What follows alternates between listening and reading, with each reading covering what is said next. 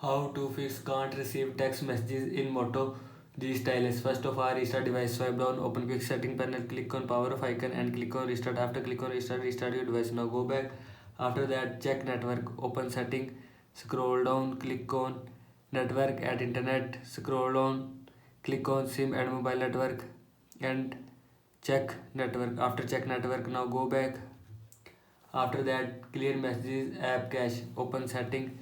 Now in settings, scroll down, click on apps, click on messages app, scroll down, click on storage and cache. Now here you will see clear cache, and if you want to clear cache, then click on clear cache. After click on clear cache, messages will be clear cache from your phone. Now go back. After that, software update, open setting, scroll down, click on system update, click on check for update and click on update. After click on update, your phone software will be updated from your phone. Now go back. After that, reset network setting, open setting, scroll down, click on system, scroll down, click on reset option, click on reset mobile network setting and click on reset setting. After click on reset setting, mobile network setting will be reset from your phone. This is how you can fix can't receive text messages in Moto G Stylus. I hope so you like this video and thanks for watching this video.